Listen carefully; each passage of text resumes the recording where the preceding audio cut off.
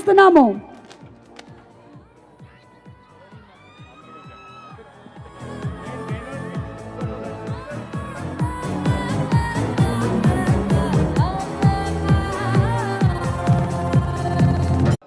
Holiday home.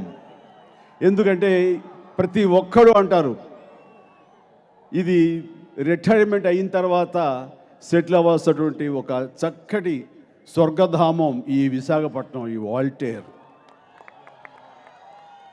ఇక్కడ నిజంగా ప్రజలు శాంతి కాముకులు, విశాలమైన మనస్సు ఉన్నవాళ్ళు, కుళ్ళు కుతంత్రాలకి తావివ్వరు, సరదాగా ఉంటారు. చాలా రామకృష్ణ బీచ్లో ఈవినింగ్స్ అలా సరదాగా గడుపుతూ ఇంటికి ఫ్యామిలీతో వెళ్ళిపోతుంటారు. సినిమాలు బాగుంటే చూస్తారు. అందుకని ఇక్కడ ఒక కాస్మోపాలిటన్ ఆ టైప్ ఆఫ్ కల్చర్ ఇక్కడ ఉంటుంది, ప్రివేల్ అవుతుంది.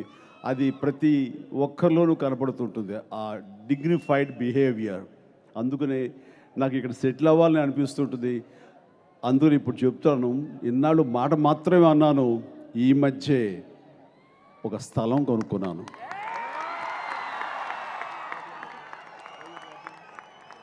అది భీములు వెళ్ళే దారిలో. కాబట్టి ఇంకా ఇల్లు కట్టే ప్రయత్నం చెయ్యాలి. చేస్తే నేను కూడా మీలాగా విశాఖ వాసుని అవుతాను. ఇంత అద్భుతమైన విశాఖపట్నానికి నేను ఒక పౌరుని అయితే నా ఆనందం అంతా ఇంత కాదు, ఇది చిరకాల కోరిక. ఆల్ రైట్, ఎప్పుడు ఈ వైజాగ్ వచ్చినా సరే నేను పొందే ఆనందం అంతా ఇంత కాదు. ఎప్పుడైతే డైరెక్టర్ బాబీ వాల్టేరు వీరయ్య అనే టైటిల్ చెప్పి ఒక కథ చెప్పగానే మొట్టమొదటిగా వాల్టేర్ అనగానే ఎందుకో పాజిటివ్ ఫీలింగ్, ఏదో బాగుండేలా ఉంది, కమాన్ మొదలుపెట్టు అన్నాను. ఎందుకంటే వాల్టేర్ అంటే నాకు ఇష్టం. మొదలుపెట్టు అనగానే ఫస్ట్ సిట్టింగ్ ఒక గంటన్నర తీసుకున్నాడు. అద్భుతంగా అనిపించింది. షేక్ హ్యాండ్ ఇచ్చాను, బాబీ ఈ సినిమా మనం చేస్తున్నాం వెళ్ళిపోని. ఇలాగా ఫస్ట్ హీరింగ్లోనే చాలా బాగుంది అని నమ్మకం కుదిర్చేటువంటి నా సినిమాలు ప్రతిదీ, నా సూపర్ డూపర్ హిట్ సినిమాలన్నీ ఇవే. బాగుంది కానీ తర్వాత చూద్దాం, ఇంకొంచెం డెవలప్ చేయండి అన్న సినిమాలు కూడా సోసోగానే ఆడేవి నావి. సో ఆ నమ్మకంతో నేను చెప్తున్నాను, బాబీ ఈ సినిమా చాలా బాగా ఆడుతుంది. నీకు నాకు ఆబ్లిగేషన్, మనం చేయాల్సిన బాధ్యత ఉన్న మైత్రి వాళ్ళని మనం నిర్మాతలుగా తీసుకుందామంటే తను అదే అభిప్రాయంతో ఉండి అట్లాగా మైత్రి వాళ్ళు ఈ సినిమాని వాళ్ళు టేకప్ చేయడం జరిగింది. నాకు బాబీ గురించి చెప్పాల్సి వస్తే కనుక నన్ను అభిమానిస్తాడు, అది చాలా సంతోషం. అలాంటి అభిమానించే వాళ్ళు ఎంతోమంది ఉంటారు. But when it comes to cinema making, కోట్లు పెట్టి సినిమా తీసే దీంట్లో అభిమానాలు ప్రేమలు కాదు. మన అందరం ఒక్కటై సినిమాని కథని ప్రేమించి దాన్ని అభిమానించి దాన్ని తెర మీద తీసుకుని వచ్చి ఆ తర్వాత ప్రజలు దాన్ని ప్రేమించేలాగా, ప్రజలు దాన్ని ఇష్టపడేలాగా, ప్రజలు దాని నుంచి వినోదం పొందేలాగా చేయగలిగితేనే మన ఇద్దరి మధ్యన ప్రేమకు అర్థం పరమార్థం ఉంటుంది. కాబట్టి నా అభిమానం అయినంత మాత్రాన కాదు ఈ సినిమా, ప్రజల్ని మనం అలరించాలి, అది మన మెయిన్ మోటో అని అనుకున్నాము, చేశారు. ఈ సినిమా చేస్తున్నంతసేపు నాకు బాబీ మీద ప్రేమ రోజు రోజుకి పెరుగుతూ పోయింది. దానికి కారణం అతని కష్టపడే తత్వం, ఫోకస్డ్గా పనిచేయటం. ఎవరు ఏమి చెప్పినా సరే ఈగోలకు వెళ్లకుండా, నాకంటే వాళ్ళకి ఎక్కువ తెలుసా, ఏదో చెప్తారులే అని ముఖస్థుతికి అలాగే సార్ అని ఆ తర్వాత దాన్ని పెడచవని పెట్టే రకం కాదు. ఏదో చెప్పారు, ఇన్ని సినిమాలు ఎక్స్పీరియన్స్ ఉన్న మనిషి చెప్పాడు అంటే దానికి ఏదో అర్థం ఉంటుంది, నేను వెళ్ళి కరెక్ట్ చేసుకురావాలి అంటూ ఆయన ఆహర్నిశలు ఆ సినిమాని ఇంకొంచెం బెటర్గా చేయడం కోసంగా నిరంతరం ప్రయత్నం చేస్తూనే ఉన్నాడు తన టీం పీపుల్ తోటి. అందుకనే ఆ సినిమా మొదటి రోజు విన్నది దానికంటే ఆ తర్వాత రూపాంతరం చెందింది, అత్యద్భుతంగా ఉంది. సినిమా చూసిన తర్వాత మొన్న చూసిన తర్వాత ఇంకా ఢోకా లేదు.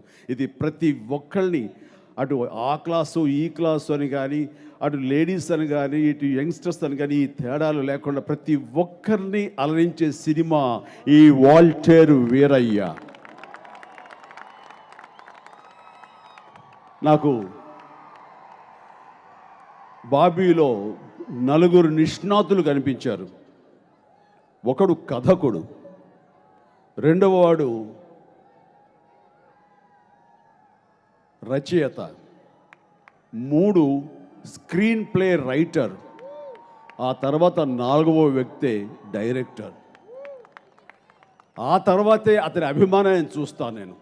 అభిమాని కదా అని చెప్పి సినిమా ఇవ్వాల, అతని టాలెంట్ అత్యద్భుతం అని చెప్పేసి సినిమా నేను ఇచ్చాను.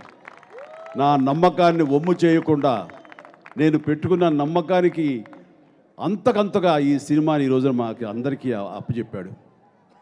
అండ్ ఈ కథలో మొట్టమొదటిగా చాలా ఎన్నో మంచి మంచి అంటే ఒక కమర్షియల్ సినిమానా ఇది అడిగితే ఎస్ ఇది పక్కా కమర్షియల్ సినిమానే, కానీ తేలిగ్గా అనుకునే కమర్షియల్ సినిమా కాదు. ఒక కమర్షియల్ సినిమాలో ఏమేమి కావాలో అవన్నీ కూడా పొందుపరిచాడు చాలా చక్కగా. అంటే ప్రతి క్షణం నవ్విస్తుంటాడు, కవ్విస్తుంటాడు, అలరిస్తుంటాడు, ఉద్వేగపరిచేలాగా పోరాట సన్నివేశాలు ఉంటాయి. ఇంకా ఎన్ని రకాల it's emotional roller coaster ride ఈ వాల్టేరు వీరయ్య. ఎక్కడ ఊపిరి సలుపుకొనివ్వడు. ఏదో ఒక ఎమోషన్ తోటి మనం క్యారీ అయిపోతాం.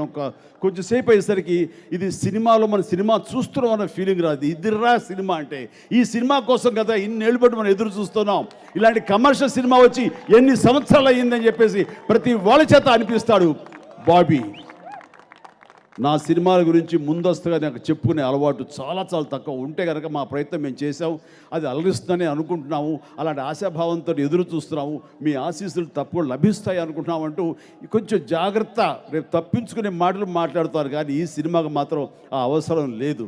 ఎస్, మా సినిమా బాబీ అందించిన ఈ సినిమా నికార్సైన కమర్షియల్ సినిమా, మీ చేత శభాష్ అనిపించుకునే సినిమా. అందునే కాన్ఫిడెంట్గా ఈరోజు మీ ముందుకు వచ్చే ప్రతి ఒక్కళ్ళం కూడా అదే కాన్ఫిడెంట్ తోటి మాట్లాడుతున్నాం. అండ్ ఏది సరే, ఇక బాబీ తన పనితనాన్ని అలా చూపించుకుంటూ వెళ్తుంటే ఎన్నోసార్లు ఎంత ముచ్చరేసేదంటే, బాబీ ఈ సినిమా అందరూ బాగుంది, కథ బాగుంది అన్నారు, కానీ మనం షూట్ చేస్తుంటే కొన్ని డౌట్లు వస్తున్నాయి, చెప్పండి అన్నయ్య. లేదు, ఆ ఏరియా గ్రే ఏరియా, ఈ గ్రే ఏరియా ఇక్కడ కొంచెం లాజికల్ అందట్లేదు. అవునా సార్, ఒక 2 hours టైం ఇవ్వండి అని వాళ్ళ రైటర్స్ తోటి, ముఖ్యంగా మన కోన వెంకట్ గారు ఉన్నారు, చక్రి గారు ఉన్నారు, వీళ్ళతోటి పక్కకి వెళ్ళిపోయి తిరిగి 2-3 hours తర్వాత లేదా నెక్స్ట్ డే వచ్చి అత్యద్భుతంగా దాన్ని చెబుతుంటే కనుక మనిషిలో ఎంత కసి ఉందనేది నాకు తెలిసి వస్తుంది. సాధారణంగా ఎవరి సినిమాలైనా సరే బాగున్న కథ ఒక సోసోగా, ఒక యావరేజ్గా, అబోవ్ యావరేజ్గా లేదా హిట్ రేంజ్లో ఆగిపోతాయి. కానీ అదే కథని నిరంతరం చెక్కుతూ ఉంటే కనుక అవి ఎంత షైనింగ్ చేస్తే అంతగా అవి మరింత బ్రహ్మాండంగా వస్తాయి. ఎందుకంటే ఎవరైతే కథకుడు ఉన్నాడో, ఎవరైతే డైరెక్టర్ ఉన్నాడో వాడు విశ్రాంతి చెందకూడదు, వచ్చేసింది కదా అని సంతృప్తి చెందకూడదు. ఎవరికైతే, ఏ డైరెక్టర్కి అయితే కనుక ఒక మంచి కథ మీద సంతృప్తి ఉండదో, అసంతృప్తితోటి ఉంటూ ఇంకా ఏదో చేయాలని తపన పడతాడో వాడి కథ డెఫినెట్గా సూపర్ డూపర్ హిట్ అవుతుంది. అదే జరిగింది ఇక్కడ. ఈ రోజు వరకు కూడా అతను ఏమీ అసలు విశ్రాంతి చెందలేదు. చాలా బాగుంది కదా, చాలా బాగా వచ్చింది, ఇంక వదిలేచ్చు కదా, ఎందుకు ఇంకా నువ్వు నైట్ టైమ్స్ ఎడిటింగ్ రూమ్కి వెళ్ళి కష్టపడుతున్నావు, నిద్ర లేకుండా ఉన్నావు అంటే ఏంటంటే, లేదన్న ఎక్కడ కొంచెం కొడుతుంది, అది కూడా కొంచెం కరెక్ట్ చేస్తే అత్యద్భుతం బాగొస్తేమో అనుకుంటున్నాను అని. ఏమనుకుంటున్నావు చెప్పంటే అక్కడ కొంచెం కరెక్షన్స్ చెప్తాడు. నిజంగా చాలా బాగుంటుంది, అబ్బా ఎందుకు రాలేదు ఈ ఆలోచన, బాగా ఆలోచించాడు, వెరీ గుడ్ అని. ఇట్లాగా నేను రాత్రి కూడా మేమందరూ కలిసి ల్యాబ్లో ఉన్నాం, థియేటర్లో సినిమా చూస్తూ, అక్కడ కూడా ఏవో తనకి చిన్న లోపాలు కనబడుతున్నాయి. మళ్ళీ తెల్లని ఈవేళ 5 o'clock వరకు అతను ఆ ఎడిటింగ్ రూమ్లోకి ఉండి అవన్నీ కరెక్ట్ చేసుకుని మళ్ళీ తృప్తి చెంది వాహ్ అనుకున్న తర్వాత ఈవేళ మధ్యాహ్నం ఫ్లైట్ ఎక్కి వచ్చాడు ఆయన. నేను చెప్పేది ఎందుకు అంత ఇష్టం, అతను అనేది ప్రేమిస్తాడు, అతను అభిమాని కాబట్టి అని కానే కాదు. నాకు అభిమానులు చాలామంది ఉంటారు, నాకు అది కాదు కావాల్సింది. ఎవరైతే వర్క్ని ప్రేమిస్తారో, ఎవరైతే కష్టాన్ని నమ్ముకుంటారో అలాంటి వాడు నాకు అభిమాని, అలాంటి వారికి నేను అభిమానిని. ఈ రోజున ఇంత కష్టం చూసిన అతని ఈ 2 సంవత్సరాలు అతని అడుగడుగున ప్రతిరోజు గమనిస్తాను నేను. బాబీ కష్టానికి, బాబీ పనితనానికి, బాబీ డెడికేషన్కి, బాబీ తీసుకున్న శ్రద్ధాశక్తులకి నేను బాబీ అభిమానిని అయ్యాను. ప్రతి ఒక్కళ్ళు ఇతని ఇన్స్పిరేషన్గా తీసుకుని వచ్చిన సబ్జెక్టు సంతృప్తి చెందక ఇంకా ఏదో చేయాలని పరితపిస్తూ ఉండండి. ఖచ్చితంగా ప్రతి సినిమా సూపర్ డూపర్ హిట్ అవుతుంది. అలాంటి డెడికేషన్తో నేను ఇతనితో ట్రావెల్ చేశాను. నా అభిమాని అని చెప్పుకోవడం చాలా గర్వపడుతున్నాను. అండ్ మైత్రి మూవీస్ గురించి చెప్పాలి అంటే నాకు రంగస్థలంలో రామ్ చరణ్ చెప్పాడు మైత్రి మూవీస్ గురించి. డాడీ, వాళ్ళు గొప్ప ప్రొడ్యూసర్లు, వాళ్ళు నీ పాత ప్రొడ్యూసర్లతో నాకు పరిచయాలు ఉన్నాయి కదా అంటూ కొంతమంది ప్రొడ్యూసర్ల పేరు చెప్పి, ఆ స్థాయి వాళ్ళు ఎంత బాగా చూసుకుంటారు, ఎంత బాగా ప్రొడక్షన్ చేస్తారు, అసలు నాకైతే మళ్ళీ సినిమా వాళ్ళ దగ్గర చేయాలని ఉంది అని. సో నీ కమ్బ్యాక్ సినిమాల్లో ఒక సినిమా వాళ్ళకి చెయ్యాలి అన్నప్పుడు వాళ్ళతో పరిచయం ఏర్పడింది. ఖచ్చితంగా చేస్తానన్నాను. అది ఇంత త్వరగా అవుతుంది అనుకోలేదు, అయిపోయింది. అది బాబీతో జరిగింది. అండ్ వాళ్ళు నాకు తెలిసి, నాకున్న ఎక్స్పీరియన్స్తో నాకు తెలిసిన ప్రొడ్యూసర్లో మహామహులు ఉన్నారు. రామానాయుడు గారు, అలాగే వైజయంతి మూవీస్ అశ్విన్ దత్ గారు, గీతా ఆర్ట్స్ అల్లు అరవింద్ గారు, కేఎస్ రామారావు, సిసి రామారావు గారు, ఇలాంటి మన దేవి ఫిలిమ్స్ దేవి ప్రసాద్ గారు, ఇలాంటి అత్యద్భుతమైన గొప్ప ప్రొడ్యూసర్లు ఉన్నారే. వాళ్ళ స్థాయిలో నిలబడదగ్గండి ప్రొడ్యూసర్స్ మైత్రి మూవీస్, నవీన్ గారు, రవి గారు, చెర్రీ, వీళ్ళందరూ కూడా. ఎందుకంటే ఈ సినిమా ఎంత ఖర్చు అవుతుందో వాళ్ళు అడగలేదు, దేనికి వెనకంచి వెయ్యలేదు. వాళ్ళు చెప్పటం, ఈ సెట్లు వేయటం, లేదా ఈ యొక్క ఎఫెక్ట్ తీసుకురావడం కోసంగా విఎఫ్ఎక్స్లు ఖర్చు పెట్టడం, ఇవన్నీ కూడా మీరు చెప్పండి మేము చేస్తామన్నారు తప్ప ఏ రోజు లెక్కలు చూసుకుని మాత్రం వార్నింగ్ చేసి ఏమంటే ఖర్చు ఎక్కువైపోతుంది ఆగండి అనలేదు. అది డైరెక్టర్ మీద నమ్మకం. డైరెక్టర్ పెద్ద పెద్ద ఎపిసోడ్స్ చెప్తున్నారు, అది సినిమాకి అవసరం. అయితే ఒకటే వాళ్ళు కోరుకుంటున్నారు, మనం పెట్టే ప్రతి పైసా సినిమా స్క్రీన్ మీద కనిపించాలని. ఎస్, ఈ రోజున పెట్టిన ప్రతి పైసా, వాల్టర్ వీరయ్యకి పెట్టిన ప్రతి పైసా స్క్రీన్ మీద కనబడుతుంది. అది డైరెక్టర్గా బాబీ తీసుకున్నటువంటి గొప్ప నిర్ణయం. ఒక ఫస్ట్ 25 మినిట్స్లోనే మన హాలీవుడ్ సినిమా లాంటి స్థాయి 2 ఎపిసోడ్స్ ఉన్నాయి. అవి ఏంటి నేను చెప్పేస్తాను, ఊరికే లీక్ చేస్తాను వద్దు కదా, నోటి దాకా వచ్చేస్తుంది. ఆపుకోలేకపోతున్నాను, అంటే ఒక మూడ్లో పడిపోయి మొత్తం కథ అంతా చెప్పేస్తారా అయిపోతున్నాను నేను. బాబీ నన్ను ఆపుతుండు, బాబీ ఎక్కడ ఆపాలో నాకు తెలియదు. ఓకే, రంగస్థలం నుంచి అలవాటైపోయింది గబుక్కుని, ఇది చిరు లీక్స్ అని. సరే, నేను చెప్పనండి, నేను ఇంత గట్టిగా చెబుతున్నాను అంటే కనుక అది రేపు మన తెర మీద చూసుకోవాల్సిందే. సో ఆ రకంగా అలాంటి నిర్మాతలు వాళ్ళు దేనికి నెరవరు, దేనికి వెనకంజ వెయ్యరు. ఎంతైనా ఖర్చు పెట్టింది, ఎంత మిగిలింది అని కాదండి, ఎంత గొప్ప సినిమా తీసామన్న ప్యాషన్తో తీస్తున్నారు.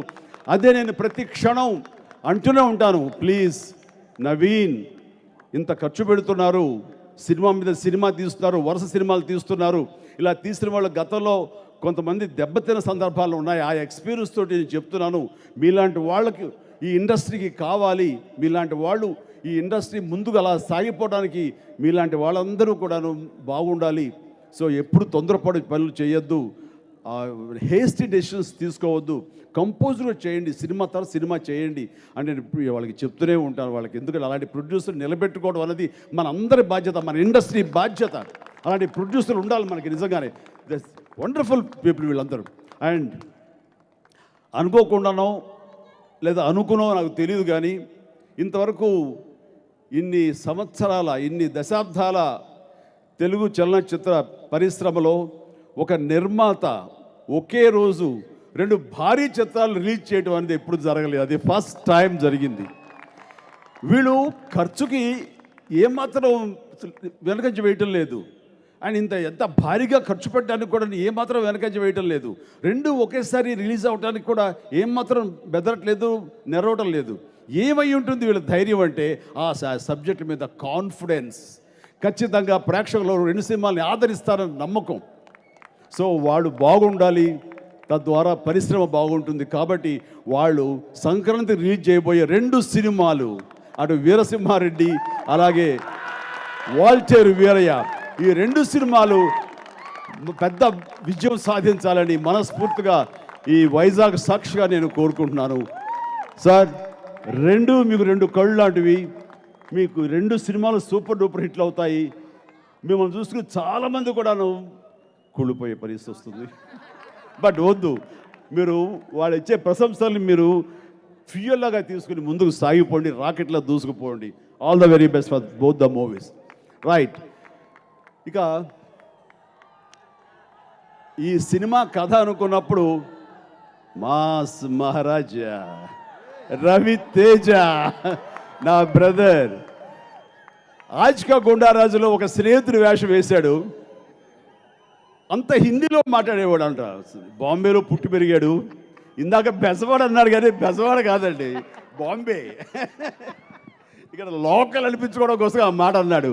ఎస్, బెజవాడే, కానీ ఎక్కువ పుట్టింది పెరిగింది బాంబే. సో తను స్టైలు, తను హిందీలో మాట్లాడటం, అసలు మాకందరికి చాలా ఒక బాంబే హీరో అనిపించేవాడు.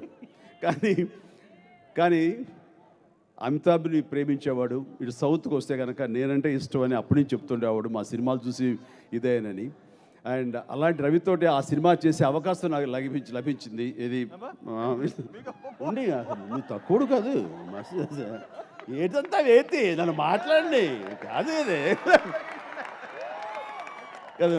మళ్ళీ నా క్యారెక్టర్ వచ్చేసింది బయటకి. సో ఆ తర్వాత అన్నయ్య సినిమా చేయటం, అందరూ రవితోటి ఎప్పుడున్నా సరే అండి ఒక్కోసారి కోపం వచ్చేస్తుంది. అది యాక్టింగ్ మీద దృష్టి పెట్టేవాడండి. ఓ కబుర్లు చెప్పేసి ఎంటర్టైన్ చేసి నవ్వించేసి చాలా గందరగోళం చేస్తాడు. చాలా అల్లరి పిల్లాడు. అండ్ అలాంటి రవి చూస్తుండగా, అన్నయ్య నుంచి చూస్తుండగా అలా ఎదిగి ఈ రోజున మాస్ మహారాజ్ అంటూ తనకంటూ ఒక ముద్ర వేసుకుని తనకంటూ ఒక ఇమేజ్ని ఏర్పరచుకున్నటువంటి ఒక చక్కటి నటుడు. నేను ఖాళీ దొరికితే ఇతని సినిమాలు చూస్తుంటాను. ఎందుకంటే మాస్ ఉంటుంది, అటు క్లాసు ఉంటుంది, డ్యాన్సులు ఉంటాయి, అల్లరత ఉంటుంది, చిలిపితనం ఉంటుంది, ఎక్కడ వెటకారం కూడా ఉంటుందండి మనుషుల్లో. అది నాకు మరీ లైక్ చేస్తాను. ఇవన్నీ మీరు చేసి మీ నుంచి నేను వచ్చిన ఇవన్నీ నేను చేసే కామెడీ నువ్వు చేసే ఎటకారంగా ఉంటుంది అబ్బాయి, అది. అందుకని సో ఎప్పుడైతే బాబీ ఈ క్యారెక్టర్కి తను ఉండాలి అనగానే నాకు భలే ఉత్సాహం వేసింది. ఎస్, నేను చేసి ఈ క్యారెక్టర్ ఢీకొనేలాగా మళ్ళీ వచ్చేస్తుంది బాబీ బయటికి. మళ్ళీ క్యారెక్టర్స్ బయటకు వచ్చేస్తున్నాయి, చెప్పొద్దు కదా. వద్దు దాచేస్తాను, మింగేసాను. సో ఈ సినిమా చూడండి, మా ఇద్దరు క్యారెక్టర్స్ ఎలా ఉంటాయి, ఎలా రియాక్ట్ అవుతాయి, ఆఖరికి ఎలాగా ఢీ అంటే ఢీకొంటాయి. మళ్ళీ చెప్పేస్తున్నానా? సరే, ఓకే. బట్ చాలా ఇంట్రెస్టింగ్గా సాగే క్యారెక్టర్స్ మా ఇద్దరివి. సెకండ్ హాఫ్లో వస్తాడు, దుమ్ము దులిపేస్తాడు, అండ్ ఫినిషింగ్ అనేది ఇంక నేను సినిమా చూడాల్సింది. చెప్పేసి మింగిసాను మరి. సో చాలా క్వైట్ ఇంట్రెస్టింగ్గా వచ్చిందండి మా ఇద్దరు సీను. ఎక్కడైతే రవి రాజా వస్తాడో, రవితేజ, ఇంకా అక్కడి నుంచి సినిమా మరో లెవెల్కి ఇది వెళ్ళిపోయింది. అది మా అందరికీ ఎంతో ఉత్సాహాన్ని ఇస్తుంది. అండ్ ఆ సినిమా, ఆ క్యారెక్టర్ రవితేజ కాకపోతే మాత్రం న్యాయం జరిగేది కాదు. ఇందాక బాబీ అన్నట్లుగా తను ఉండటం మూలంగానే ఆ కథకి ఇంకొక లెవెల్కి వెళ్ళడానికి ఆస్కారం కలిగింది రవితేజ క్యారెక్టర్ ద్వారా. థ్యాంక్ యూ రవి, నువ్వు చక్కగా చేసావు. ఎందుకంటే నువ్వు హీరోగా చాలా బిజీగా ఉన్నావు. నీకు ఒక విషయం తెలుసా, వరుస పెట్టి సినిమాలు తీస్తున్న వాళ్ళు ఇద్దరు ఎవరు చెప్పు? యా, మేమిద్దరమే వరుస సినిమాలు పెట్టి చేసుకుంటాం. అందుకని ఇలాంటి బిజీ సమయంలో నువ్వు దీనికి డేట్ కేటాయించడం అనేది real I appreciate. Thank you very much. తర్వాత ఇక శృతి హాసన్, ఆ అమ్మాయి వేళ అనుకోకుండా మరి ఒంగోలులో ఏం తినిందో ఏమిటో తెలియదు, జ్వరం వచ్చిందంట, లేదా ఎవరు బెదిరించారో తెలియదు పాపం. ఆ అమ్మాయి ఫీవరు. అక్కడ వేళ ఫోన్ చేసి వెరీ సారీ చెప్తూ, నాకు కొంచెం ఒళ్ళు నలతగా ఉంది, దానికి కోవిడ్ టెస్ట్ కూడా చేయించాను, బహుశా కోవిడ్ పాజిటివ్ కాకుండా ఉంటే బాగుంటుంది, I'm really missing Vizag, please convey my ఇది రిగ్రెట్స్ అంటూ తను చెప్పింది.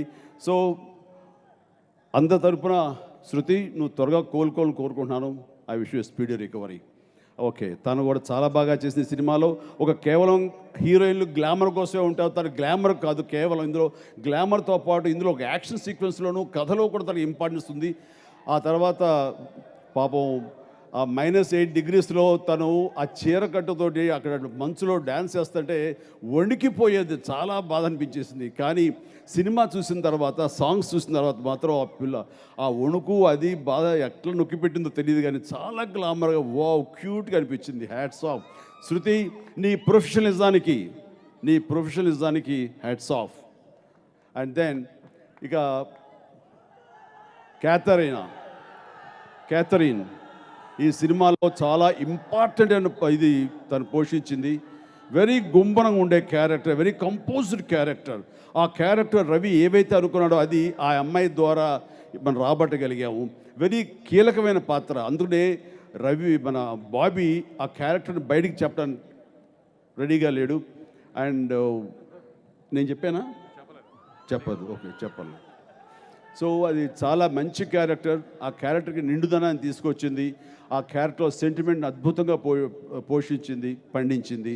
అలా Catherine, I wish you all the very best. చాలా బాగా చేసావు. అండ్ దెన్ ఇంకొక గ్లామర్ హీరోయిన్ ఇక్కడ ఉంది, ఊర్వశి రాథోడ్. ఊర్వశి రౌతాల. సో తనతోటి పార్టీ సాంగ్ చేసింది, చాలా చాలా ఎనర్జెటిక్గా చేసింది. అండ్ తను ఎంతో ఇష్టపడి చేసింది. సో అలాంటి అమ్మాయికి తల్లి ఊద్రమ్మా, గాడ్ బ్లెస్. దానికి మనస్ఫూర్తిగా నా అభినందన తెలియజేస్తాను. You did fantastic job. Lovely.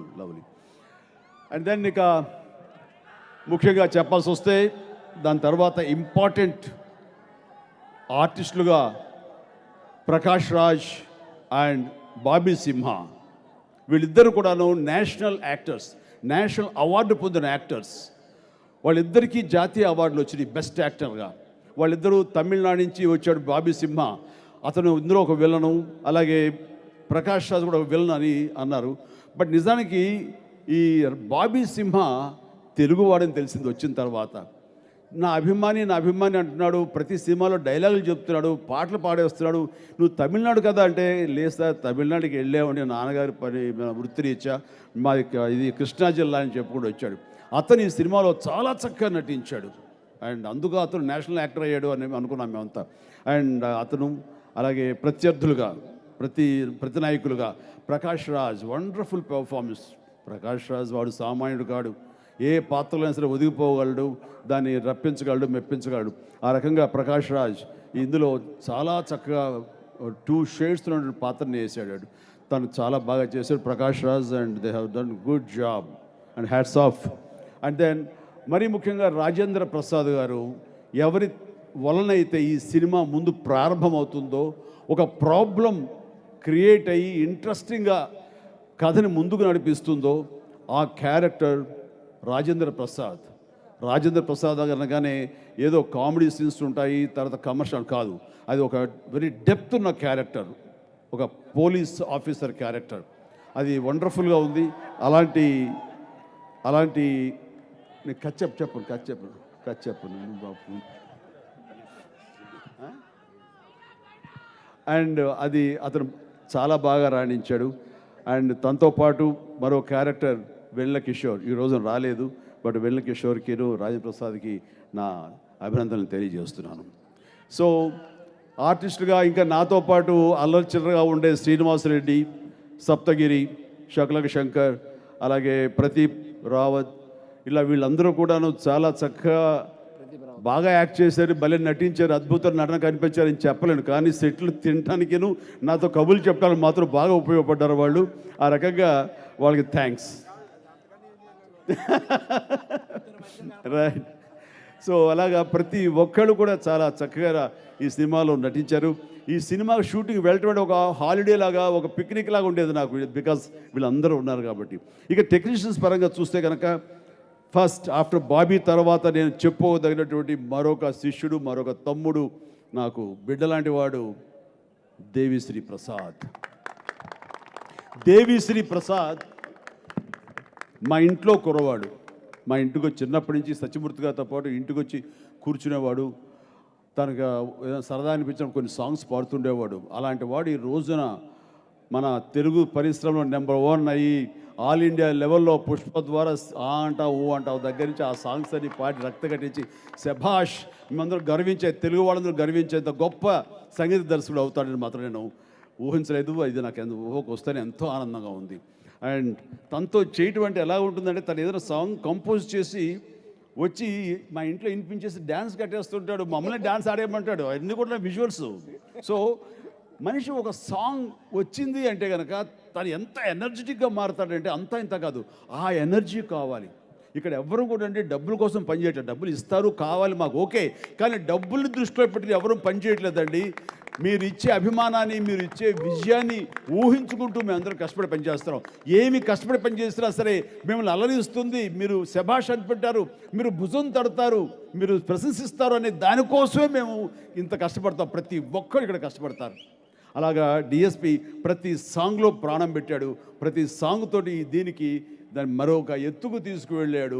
ఒక్కొక్క సాంగ్ వింటుంటే కనుక వావ్ అనిపించింది. ఏ సాంగ్ ఆ సాంగే. ఇంకొక సాంగ్ రిలీజ్ కావాల్సి ఉంది. అది 2-3 రోజుల్లో రిలీజ్ అవబోతుంది. అది థియేటర్స్లో చెప్పేస్తాను. చెప్పద్దా? లేదు చెప్పను, నేను చెప్పాలి. మీరు చూడాల్సింది. చెప్పచ్చా? చెప్పాను అది. అందులో మ్యాటర్ చెప్పేద్దామని నాతో పెట్టుకుని అంతే మరి. అది డెఫినెట్గా ఇప్పుడు 4-5 సాంగ్స్ ఏవైతే కనుక పబ్లిక్ అయినాయో దాన్ని మించి ఉంటుంది. చూడండి మీరు, ఆ సాంగ్ అత్యద్భుతంగా ఉంటుంది. నీకేమో అందం ఎక్కువ, నాకేమో తొందర ఎక్కువ. Okay right. అట్లాగా ఏ సాంగ్ ఆ సాంగు, ఏ థీమ్ మ్యూజిక్ ఆ theme music, interval theme music ఇంటర్వెల్ది, టైటిల్ సాంగ్. ఇది కొన్ని బయటికి రానివి సినిమాలు మాత్రం వినిపించే మరిన్ని థీమ్ మ్యూజిక్లు ఆయన కొట్టాడు. సినిమా ఇట్ ఈస్ ఒక మ్యూజికల్ ఫిలిం, ఒక మ్యూజికల్ జర్నీ లాగా ఉంటుంది. దానికి డే అండ్ నైట్లో కష్టపడుతున్నాడు. ఇప్పుడు కూడా ఫంక్షన్ రావడానికి హెసిటేట్ చేస్తే అన్నా నువ్వు రా, కాదండి నాకు కొన్ని ఫైనల్ చేయాలి, కొన్ని ఫైనల్ మిక్సింగ్ చేయాలి, ఇది లాస్ట్ డే అంటే ఇవాళ వెళ్ళి నైట్ అంతా నేను చార్టర్లో తీసుకువెళ్ళి నైట్ నేను అన్నపూర్ణ స్టూడియో దింపేస్తాను, అక్కడి నుంచి తెల్లారిన దాకా చెయ్యి అని చెప్పాను. ఇప్పుడు 12 o'clock బయలుదేరి వెళ్ళిపోయి అతను డ్రాప్ చేసి వచ్చేస్తాం. సో అలా ప్రతి ఒక్కళ్ళు కష్టపడి పనిచేస్తున్నారు ఇట్లాగా. ఇక మా కెమెరామ్యాన్ గారు ఉన్నారు, ఆయన ఆర్థర్ విల్సన్ గారు. ఈరోజు ఇంత గ్లామర్గా మేము సినిమా కనబడుతుంది, ఇంత గ్లాసీగా కనబడుతుంది, మేమందరం గ్లామర్గా ఉన్నామంటే మా సుష్మిత నాకు ఇచ్చినట్టు బట్టలు కానివ్వండి, నా స్టైలింగ్ కానివ్వండి, టోటల్గా ఆ అమ్మాయిని ఎంత బాగా చూసుకున్నా సరే అది మా ఆర్థర్ విల్సన్ గారు కూడా ఆయన లైట్లు వేసి దాన్ని మరింత ఎన్హాన్స్ చేశారు. అలాగా నన్ను ఎంతో బాగా చూపిస్తూ ఈ సినిమా ఫ్రేమ్స్ మొత్తాన్ని కూడా ఎంతో అందంగా చూపించారు. ఆయనకి కెమెరా పరంగా ఆర్థర్ విల్సన్ గారికి ఇందులో చాలా మంచి గొప్ప పేరు వస్తుందని అనుకుంటున్నాను నేను. అండ్ ఆ రకంగా థ్యాంక్ యూ ఆర్థర్ విల్సన్ గారు. అలాగే సెకండ్ యూనిట్ ఫైట్ సీక్వెన్స్ కానీ అవి కానీ జరుగుతున్నప్పుడు చోటాకే నాయుడు అలాగే ప్రసాద్ గారు వీళ్ళు కూడా పనిచేశారు. ఆ రకంగా ఎలాంటి కండిషన్స్ పెట్టకుండా వాళ్ళు స్వచ్ఛందంగా వచ్చి పనిచేయడం అన్నది నాకు చాలా ఆనందంగా ఉంది. వారిద్దరికి కూడా నా అభినందనలు తెలియజేస్తాను. అలాగే ఎడిటింగ్ సంబంధించి నిరంజన్ అండ్ ప్రసాద్ నాయుడు వీళ్ళు చాలా బాగా కష్టపడి పనిచేశారు డే అండ్ నైట్. వాళ్ళకి మనస్ఫూర్తిగా నా అభినందనలు తెలియజేస్తాను. ఇక స్పెషల్ ఎఫెక్ట్స్ వచ్చేసరికి కమల్ కన్నన్ అండ్ అతను అసిస్టెంట్ చేసినటువంటి దుర్గా ప్రసాద్, అలాగే మిగతా రెస్ట్ ఆఫ్ ది ఫిల్మ్స్ అంతా చేసినటువంటి యుగంధర్ అండ్ పృథ్వీ వీళ్ళిద్దరు కూడాను చాలా బాగా చేశారు. అంటే ఈ ఎపిసోడ్స్ అన్నీ ఎలా ఉంటాయంటే ఇది హాలీవుడ్ ఫిల్మ్స్కి ఏమాత్రం తక్కువ కాకుండా ఉంటాయి కొన్ని ఎపిసోడ్స్. అండ్ ఆ స్టాండర్డ్కి వాళ్ళు ఇచ్చినందుకు గాను విఎఫ్ఎక్స్ టీమ్కి నేను మనస్ఫూర్తిగా అభినందనలు తెలియజేస్తున్నాను. ఇక డ్యాన్స్ మాస్టర్గా శేఖర్ నాతోటి మళ్ళీ అంత స్టైల్గా అంత వింటేజ్ చిరంజీవిలాగా గ్రేస్ఫుల్గా ఆ సాంగ్స్ కంపోజ్ చేసి నాకు ఏమాత్రం శ్రమ లేకుండా అక్కడ చాలా సుఖంగా చేయించాడు. అంటే నా గురించి తెలిసి నా కదలిక ఏది ఎక్కడ ఉంటే, ఏ నడుము ఎక్కడ ఊగితే, ఏ చెయ్యి ఎలాగంటే, ఏ ఫింగర్ ఎలా అంటే, ఏ కనుచూపు ఎలాగుంటే అన్నీ అవపోసం పెట్టిన వాళ్ళండి వీళ్ళు. నాకు శ్రమ లేదు. వీళ్ళందరి దగ్గర నా డ్యాన్స్ మేడ్ ఈజీ అయిపోయింది. అంత చక్కగా శ్రమ లేకుండా చేయించారు. కానీ ఇప్పుడు స్క్రీన్ మీద చూస్తుంటే మాస్టర్ అత్యద్భుతంగా ఉంది. నా స్టెప్సే దొంగిలించి మళ్ళీ నాకే అమ్మేశారు వీళ్ళు. ఇది బాగుంది. ఇది అంటే వండర్ఫుల్. ఇట్లాగా చాలా బాగా చేశారు. ఇందులో చేసిన 4-5 సాంగ్స్ కూడాను చాలా బాగున్నాయి. ఇవన్నీ మాస్టర్ చాలా బాగా చేశారు. అండ్ దెన్ ఇక్కడ ఇంకా ఎవరి గురించి నేను ఎస్ ఆర్డర్ ప్రకాష్. నేను సాధారణంగా ఎవరి గురించి ట్వీట్ చేయను. నేను ఒకసారి ఒక సెట్స్ చూసిన తర్వాత ఆ సెట్స్లో ఉండేటువంటి డీటెయిలింగ్ చూసిన తర్వాత ఎవరు సెట్ వేస్తారంటే ప్రకాష్.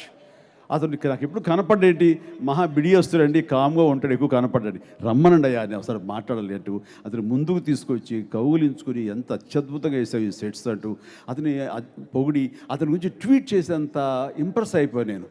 అలాంటి టెక్నీషియన్స్ ప్రతి ఒక్కరు కూడా సైలెంట్గా పనిచేశారు. ఎవరు వాళ్ళ గొప్పలు కానీ వాళ్ళకి గుర్తింపు కోసం ప్రయత్నం చేయలేదు. అలాంటి వాళ్ళందరూ ఈ సినిమా కలిసికట్టుగా పనిచేశారు. ఈ రోజున ఎలాగైతే మేమందరం కలిసికట్టుగా నిలబడి ఒకటై ఉన్నామో, ఈ సినిమా చేసే ప్రయత్నం అందరూ అదే విధంగా కలిసికట్టుకుని ఐకమత్యంతో ప్రతి ఒక్కళ్ళు వాల్టర్ వేరియా సూపర్ డూపర్ హిట్ అవ్వాలి అనే ఒకే ఒక లక్ష్యంతో పనిచేశాం. అలాగే ముఖ్యంగా స్క్రిప్ట్ సంబంధించి కోన వెంకట్, అలాగే చక్రి గారు, ఇంకా మిగతా పేర్లు, అలాగే మోహన్ గారు అండ్ వినీత్ గారు, ఇలా ఎంతోమంది ఉన్నారు. వీళ్ళందరూ తెర వెనుక నిశ్శబ్దంగా ఉన్నారు. వీళ్ళందరూ ఈ నిశ్శబ్ద సైనికులు అందరూ కలిసికట్టుగా దీన్ని మరో లెవెల్కి వెళ్ళిపోవడానికి అవకాశం ఇచ్చారు. ఒక కమర్షియల్ సినిమాలో ఏ ఇంగ్రీడియంట్స్ ఉండాలో, ఏ అంశాలు పొందుపరచాలో అన్ని అంశాలు ఉంటూనే మళ్ళీ అవి వ్యత్యాసంగా చూపించారు. ప్రతి పావు గంటకి ప్రతి 10 నిమిషాలకి ఒక హై ఇస్తూనే ఉన్నారు. ఏ సీను కూడా మనం ఊహించాం ఇది ఇలా జరుగుతుందంటే ఇంకోలా జరుగుతుంది, ఇది ఇలా ఉంటుంది అనుకుంటే కాదు మరోలా ఉంటుంది. అన్నీ అనూహ్యంగా ఉంటాయి. అనూహ్యంగా ఉన్నవి థ్రిల్ ఇచ్చే విధంగా ఉంటుంది. వావ్ అని ఇలా ఉంటుంది. సీట్ ఎడ్జ్లో కూర్చొని చూస్తారు తప్ప ఎప్పుడైనా కామెడీకి పగలబడి వెనక వెళ్తారేమో కానీ బట్ ప్రతిదీ సీట్ ఎడ్జ్లో చూస్తారు. దానికి కారణం ఈ ఆల్ యంగ్స్టర్స్ రైటర్స్. వీళ్ళందరికీ కోన వెంకట గారికి, మోహన్ గారికి, చక్రి గారికి, వీళ్ళందరికీ నా హృదయపూర్వక అభినందన తెలియజేస్తున్నాను. ఇంతమంది మా బాబీ ఒక్కడు నిలబెట్టి వాళ్ళందరితో పని రాబట్టించి తన పనితనాన్ని చూపించాడు. వీళ్ళందరికీ సమిష్టి కృషితోటి రేపు పొద్దున ప్రొడ్యూసర్స్కి డబ్బులు మిగులుతాయి, నాకు కీర్తి మిగులుతుంది, వాళ్ళందరికీ లాంగ్ లైఫ్ మిగులుతుంది, మరెంతో భవిష్యత్తు ఉంటుంది. ఈ సినిమా తర్వాత ఒక్క మాట చెప్పగలను, అన్నీ తానే చేసినటువంటి డైరెక్టర్ బాబీ స్టార్ డైరెక్టర్ అవ్వటం అన్నది ఎంతో దూరం లేదు. ఈ సినిమా తర్వాత he will become a star director. వాళ్ళ నాన్నగారు ఈ మధ్యనే గతించారు. వాళ్ళ నాన్నగారు ఎక్కడో పయనించి, నేను అనుకుంటాను వారి ఆత్మ ఇక్కడే ఉంటుందని. తన బిడ్డ యొక్క సక్సెస్, తను ఆరాధించే ఒక హీరోతోటి ఈరోజు ఇంత పెద్ద సినిమా తీస్తున్నాడు, ఇంత పెద్ద గొప్పగా జరుగుతుంది. విశాఖపట్నంలో ఇన్ని వేల మంది వచ్చి చూస్తున్నారు. ఇది తను చూస్తుంటాడు. ఆయన ఆశీస్సులు ఉంటాయి, ఆ భగవంతుడు ఆశీస్సులు ఉంటాయి. తన కొడుకుకు సూపర్ డైరెక్టర్ అవడానికి, ఒక స్టార్ డైరెక్టర్ అవడానికి ఇది శ్రీకారం చుట్టినటువంటి వేదిక. All the very best. God bless you. నాన్నగారు నేను తలుచుకుంటూ ఉంటారు. ఆయన ఆశీస్సులు నీకు ఎప్పుడు ఉంటాయి. చాలా సంతోషం. అండ్ దెన్ ఇక్కడ ఈ రోజున ఇంత హాయిగా జరుగుతున్నందుకు ప్రధానమైన కారణం బీచ్లో పెట్టుంటే కనుక బీచ్ పోటెత్తునప్పుడు అక్కడ చాలా కష్టమైపోయేది. అలాంటి సిపి గారి, శ్రీకాంత్ గారి సలహా మేరకు మనం ఇక్కడ షిఫ్ట్ అవడం చాలా మంచిదయ్యింది. అందులో ఇంత హాయిగా సజావుగా సాగింది. దానికి ప్రతి చోట మన పోలీస్ ఆఫీసర్స్ అందరూ మనకి చక్కటి సహకారం అందించారు. ఇలా సహకారం అందించిన పోలీసు శాఖకు, వారి అధికారులకు, సిపి గారికి, కమిషనర్ గారికి, అలాగే డీజీపీ గారికి, వీళ్ళందరికీ నా హృదయపూర్వక ధన్యవాదాలు తెలియజేస్తూ, సీఎంఓ ఆఫీస్ నుంచి కూడా కొన్ని ప్రత్యేక ఆర్డర్స్ వచ్చినాయంట, వారికి కూడా నా అభినందనలు తెలియజేస్తున్నాను. Thank you very much. And మళ్ళీ ఈ వైజాగ్ వస్తాను. ఈసారి వచ్చినప్పుడు ఇల్లు కట్టుకోవడం కోసం వస్తానేమో, ఇక నివాసం చూడగం. తర్వాత ఈ ప్రోగ్రాం ఇంత షార్ట్ టైంలో జరగదు. ఈ మార్పులు చేర్పుల్లో స్థలాలు, వెన్యూలు మారిపోవడంలో ఇక్కడ జరగదు అని అనుకున్న దానికి జరిగేలా చేస్తామంటూ ఛాలెంజ్గా తీసుకున్న యువి వెంకట్ గారికి, వారి స్టాఫ్కి, వాళ్ళ కింద పనిచేస్తున్న ప్రతి ఒక్కరికి, నువ్వు తెలుసు నాకు, భువన్, వీళ్ళందరూ కూడా అత్యధికంగా ఎలాంటి వార్ ఫుటింగ్లో ఇది ఏర్పాటు చేసి ఇంత కళ్ళు విందుగా చేశారు. మంచి పసందుగా జరిగింది. అండ్ ఇచ్చేసినటువంటి ప్రతి ఒక్కరికి, నా అభిమానులకు అందరికీ నా హృదయపూర్వక ధన్యవాదాలు తెలియజేస్తూ 13వ తారీఖున పూనకాలు లోడింగ్.